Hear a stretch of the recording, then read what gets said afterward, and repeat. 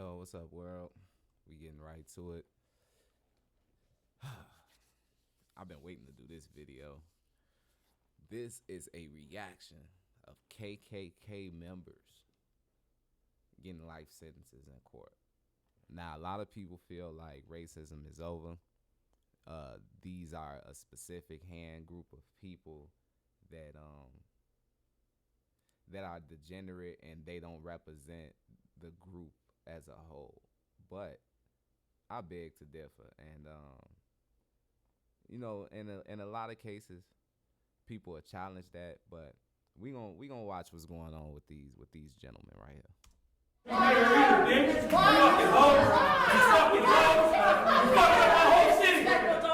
You don't like free speech. But I do accept responsibility for what I've done. I know I was in the wrong. Count 2, felony murder, life without the possibility of parole. Count 3, felony murder. But I do accept responsibility for what I've done. I know I was in the wrong. But I want you all to know that that is not me.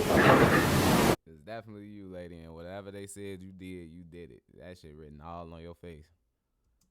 Not me, that's not him. I would never walk up to you and say those words to you, and I'm so sorry that happened to you. In July 2015, 25-year-old Kayla Ray Norton and her 26-year-old boyfriend, Jose Torres, were members of a group known as Respect the Flag, which was associated. Now look at them out there basically gangbanging on human life. They gangbang on people that don't look like them. And now they sitting in a courtroom with people that's controlled by people that look like them, crying in hopes for their mercy. With racist ideologies. The group drove through parts of Georgia, including Paulding and Douglas counties, with Confederate flags displayed on their trucks, shouting racial slurs at African Americans and instilling fear and outrage in the community. I'm pre-watching my videos. What I just say? I just know the culture of America, bro, and it's toxic, bro. The shit is so toxic, it's crazy, and people act like white supremacy is some fallacy, like it's not real, like it's something that a victim-minded black person came up with. No, white supremacy is very real. It was written on paper by y'all, upholded by y'all. From slave codes to Jim Crow to the micro-racism that we face today, to the structural, systematic racism that we face today. And then you got people out here in the streets like these mugs that's gangbanging. That's gangbanging. Look at them. They flying the flag. Don't tell me about no Bloods and Crips when this is the culture of the country. When this is the fabric. This is what sold the country together. Unity.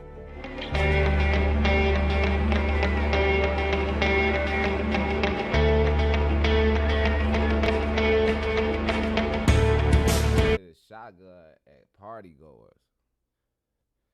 Say he and Kayla Norton made death threats. The situation escalated when Norton and Torres arrived at a birthday party for an 8-year-old black child in Douglasville. There, they hurled racist Why would y'all pull up to an 8-year-old black child's birthday party with this goofy ass shit? Insults at the attendees, including young children. Is tearful. They were part of this group of Confederate flag supporters in pickup trucks who spent 2 days across 2 counties in the Atlanta suburbs threatening black families and calling them racial slurs. They're pulling rifles out on 5 trucks of white guys with rebel flags. This family was throwing up. It's insane, and a lot of the times these cops be connected to these guys. A lot of these people be cops. A lot of y'all don't know that a lot of these white supremacists, extremist, racist groups, they are within law enforcement. Why you think the Klan used to wear white sheets over their head? Because they was your judges. They was your doctor. They was your lawyer. When they took the sheet off, they had to go back to the job. These are the people that we dealing with in this country, man. You never know who is a suspected white supremacist. Birthday party for a young child and called the police. They got knives and guns, yay! All of this happened after Torres escalated the situation further by pointing a shotgun at the crowd, creating a highly dangerous and threatening scene. This incident occurred just 1 month after a racially motivated mass shooting at a church in Charleston, South Carolina, where 9 people were killed. In 2017, the case was brought to trial, overseen by Superior Court Judge William Bo McLean. The prosecution presented compelling evidence against Norton and Torres, emphasizing the intense fear and distress they inflicted on the victims. Crying in court like a bitch. You wasn't crying when you was doing that shit when you was being the shotgun slinger, was you? Huh, Mr. John Wick? Your ass wasn't crying then, bro. You thought you was every motherfucking white supremacist that you ever thought of. Your ass a goofy. And look at the judge. He look like your ass. I don't think he gonna show you no favor, but he might. Shit, you never know if he a suspected white supremacist. That's how deep this shit goes. Judge McLean sentenced Kayla Ray Norton to 6 years in prison, followed by 9 years of probation. That's not good enough. 6 years in prison for brandishing a weapon at a child, at an 8-year-old gang. They don't look sorry, bro. Look at them. They look sorry, like a sorry excuse for a human being, but they not sorry of this act. They don't look like they have remorse. Torres received a harsher sentence, 13 years in prison and an additional 7 years of probation. Both were prohibited from... Should have got over 10 years and should have been on parole and some other shit, goddamn it, because no, G, we not doing that. Turning to Douglas County, the community they had deeply impacted. During the sentencing, Norton expressed remorse, telling the victims, "I'm so sorry that happened to you. I know I was wrong, but I want you all to know that that is not me." Remarkably, the victims responded with turning all red and shit. Shut up, Patty. I don't give a fuck what you talking about, G. Look at you. You're a clown. You're a sorry excuse for a human being. With one person saying, "I forgive you." Executed in 2011. Barry is serving life, and without another thing. Look at this. Look at the smug smirk on this goofy ass motherfucker's face. But anyway, that's another thing. I do not like that our people be so submissive and docile to the system. Like, why are you so you just got so much grace for a person that got so much evil intention to you. Just so much vitriol to you. Look at them. They look like the fucking Klan right there. Come on, dog. This shit is crazy. last-minute stay, Bill King will be executed less than an hour from now. He's never expressed regret for Byrd's death.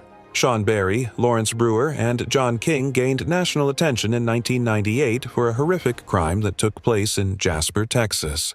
One of the worst hate crimes this nation has ever seen. Byrd was kidnapped and then tied behind a pickup truck and dragged for nearly 3 miles in the East Texas city of Jasper, all because he was black. The legacy of a gruesome hate crime still haunts this small Texas town.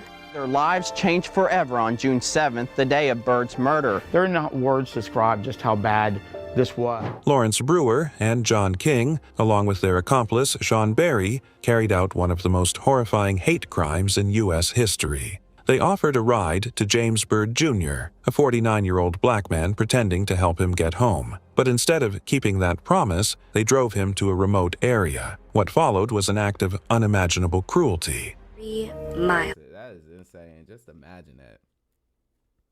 I mean, damn, man. I'm not victim blaming at all. I just wish the brother would not have gotten that vehicle, man. You can't trust people in general nowadays. So it's like, bro, to hear that, that's heart-wrenching. Like, and to be something as simple as just trying to get a ride to the crib. Until he was decapitated. a black boy. The three men brutally attacked James Byrd Jr., beating him severely before chaining him to the back of their pickup truck. They then dragged him for 3 miles, beating him severely before... Goofy motherfuckers. That's why he got in the car, because they look... You can't say nobody is harmless, right? Because people have evil intention, and they can... Man, you just can't underestimate. You know what I'm saying? But these motherfuckers, looking at them, he probably didn't think they was on shit. But I don't know. Him all the way to the left, he looked suspect as hell. And him to all three of these motherfuckers look suspect. I wouldn't have gotten no car with these clown ass motherfuckers. But the brother was probably down bad. He probably really needed a ride to the crib, Joe. Chaining him to the back of their pickup truck. They then dragged him for 3 miles along a rough asphalt road. Tragically, Byrd remained alive through much of the torture until his body was ultimately torn apart. They then discarded his remains in front of a black cemetery directly across from a chapel. He's outside of the city limits. The sheriff immediately called the FBI in for backup, but it didn't take long for the news to spread through town. When authorities caught up with the suspects, they uncovered a clear trail of evidence linking them to the crime. Lawrence Brewer and John King openly embraced white supremacist ideologies. What did I just... I was just speaking about white supremacy damn near the entire video in the beginning. I mean, obviously, because this is a Klan, but this is... You got to realize, people are not fighting to stop this. They on a grand scale. They not stopping this.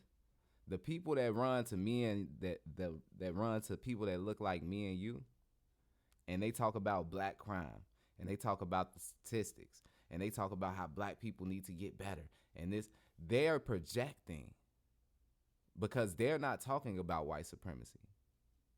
They're not fighting it. They're not doing anything to change the system. They're working within it. And if one of these guys get too wild, yeah, they're going to spank their hand a little bit, just to try to keep the illusion of inclusion that this country is a melting pot. But at the end of the day, this is what rules the land. This shit right here. This bullshit right here. Racist tattoos and were affiliated with a known white supremacist prison gang. Judge Joe Bob Golden oversaw the case, with District Attorney Guy James Gray leading a relentless prosecution. John King was the first. Imagine that, a white supremacist overseeing the case of other white supremacists. A suspected white supremacist, let me say that. To stand trial. It took the jury less than 2 hours to convict him of capital murder. Judge Golden sentenced him to death, making King the first white man in modern Texas history to receive the death penalty for killing a black person. Unique. The death clock is ticking. We're in the Just think about that. And think about that. Now, in modern day, he's the first white man to get the death penalty for killing a black person. You know how many white people kill black people down there in Alabama, Mississippi, Louisiana, Georgia, all these different spots, man. It's saying something if this country is 400 years old and this is the first white guy that's got... You get what I'm saying? Hours before John William King will be put to death. That's scheduled for 6 o'clock today. And I'm actually standing right outside the wall unit is where we're in the final hours before John William King will be put to death. Smoking that John William King pack. Fuck the dude. He's a goofy. Scheduled for 6 o'clock today. And I'm actually standing right outside the wall unit is where King will be led to his death chamber. Now, it's a story many of us know that we've taken to heart, and I've come. Next came Lawrence Brewer's trial. You could tell she was pissed. The news reporter, look at her face. She was disgusted. Look at her face. She is pissed off, gang. Many of us know that we've Look at him looking at her. He don't even look mad. She's pissed. He don't look mad. He's like, yeah, I'm just here. And, to heart, and I've come. Next came Lawrence Brewer's trial, which ended with the same outcome. He was sentenced to death. The evidence against good. both men... Fuck them. Good. All three of them should have been sentenced to death. If they let the other dude go, they wild as hell. undeniable. Prosecutors portrayed them as unapologetic racists who committed a senseless and brutal murder driven purely by hatred. And welcome to the White House. There are several people here that I want to just make mention of because they helped to make today possible. This happened when Obama was president. I figured. We've got Attorney General Eric Holder and the Department of Justice staff. Texas went on to enact the James Byrd Jr. Act, Hate Crimes Act, and later President Obama signed the Okay, I did not know that Texas had a hate crime act. I need to be seeing that used a lot more. It don't need to be just some shit in the back of the law book that's swept under the rug that's not active. Shepard and James Byrd Jr. Hate Crimes Prevention Act into federal law, strengthening. Hey, why they didn't use that law with the kid Carmelo Anthony? Because that's obvious that they was on some hate shit. It's obvious that they was on some racist shit with the Carmelo Anthony kid.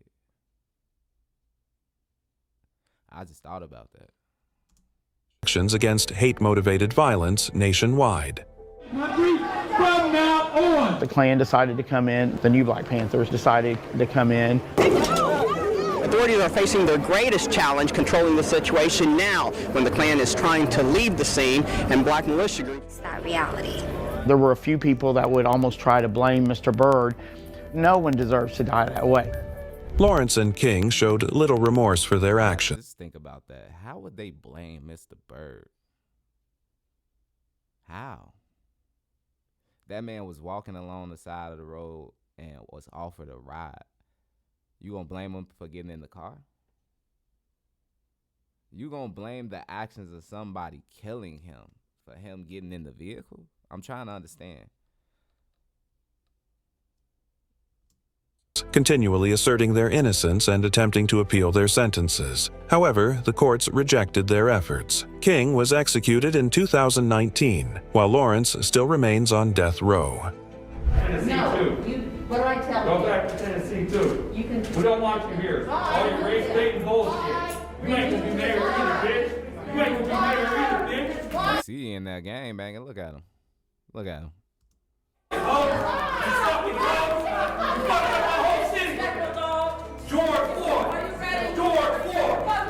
Why you saying something about George Floyd? What's to him? Why is that always a talking point for white supremacists? Like, I don't get it. They act like we hold him up as a god or something. Peace be upon the brother, but he's not a martyr. You get what I'm saying? He's a representation of what could happen to any black person that's a civilian walking this land. Yes, that's why we took it so serious and was so offended when it happened. But he's not like a martyr. He's not a Martin Luther King, Malcolm X. You get what I'm saying? I should have killed you, bitch. I should have killed you, bitch. Everybody knows you're alive. Everybody knows you're alive. She said your mama should have killed you. Damn. I ain't gonna lie, he gotta be talking to a black woman. He gotta be, cause she coming with them bars. Hey, look, our rebuttal game is strong. We know how to Jones. That's our thing. We know how to roast. Don't play with no black person trying to be disrespectful and trying to talk crazy. We gonna get on your ass. In May 2017, a tragic event unfolded on a Max Light. Yep. He was talking to the black woman right here with the I Can't Breathe mask on. That's why he said something about George Floyd, too, because of the mask. In Portland, Oregon, when 35-year-old Jeremy Christian, a man with white supremacist views, launched a violent attack. The Max stabbings of May 26, 2017 changed Portland. 2 people died. A third was hurt. Christian began by shouting racist slurs at 2 black teenage girls, one of whom wore a hijab. When So he talking crazy to the Muslim community? It's crazy. Come on, man. You don't know. Hey, man, we ain't playing. We step about ours, bro. Don't even play with the sisters, bro. 2 men, Ricky Best and Taliesin Namkai Meche, intervened to defend the girls, Christian attacked them with a knife. In the attack, Christian fatally stabbed Best, a 53-year-old Army veteran, and Namkai Meche, a 23-year-old college. Damn. Was he stabbed? The one on the left with the eye? Hold on.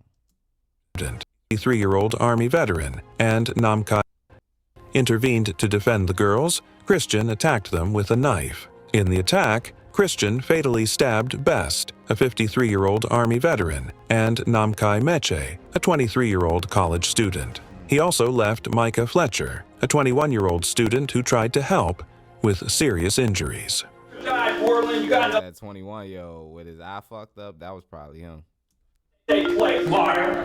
You're not the only black person on Max, liar. I'm the news. I'm the news. You want the real news? Why'd you try to go in there then? Because they invited me in. And the man at the center of it all rarely shied away from that spotlight. I'm a white supremacist. Why'd I vote for Bernie Sanders? His name is Jeremy Christian, and this is the... Following the attack, Christian fled the scene but was swiftly apprehended by the police. During his arrest, he made unsettling remarks, openly confessing that he had carried out a hate crime. The evaluation goes into detail about Christian's time in prison. He was convicted for a 2002 armed robbery, during which... You don't like free speech. The case went to trial in 2020 with Judge Cheryl Albrecht presiding over the proceedings. Prosecutor Jeff Howes built a compelling case against Christian, emphasizing his violent behavior and the racist motives behind his actions. Had aimed an angry, racist rant at two teen girls, both black, one wearing a hijab. In the report, Christian said he wasn't paying any particular attention to the girl. Attack these beautiful sisters is crazy. Well, not even trying. That's, oh man, these type of people disgust me, bro. For real. And he did remember pushing one of the victims of the stabbings in the chest. Then he said the lone survivor of the... Prosecutor Jeff Howes argued that Christian had premeditated the attack, driven by deep hatred. In contrast, the defense claimed that Christian acted in self-defense, insisting he felt threatened by the men who confronted him. After a tense 4-week trial, the jury deliberated for nearly 12 hours before returning a guilty verdict on all charges. why the hell it take them 12 hours to convict these proud white supremacists? They flying the flag, bro. They gangbanging. They letting you know what it is. So when they get in the court, everything that they say is a lie, right? Y'all do the same thing to rappers. Y'all go on rappers, y'all go on their songs, y'all go on their albums, and y'all say, hey, you said all of this about selling drugs, about doing this to women, about shooting these guns, about sliding on the ops, about being gang. So now we gonna put the RICO charge on you because you said all of these things. Why is the same not for them?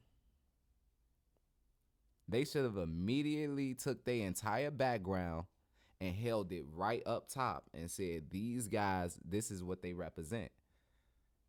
All of them should have had a RICO charge. It shouldn't have took 12 hours to come to a conclusion about none of this shit.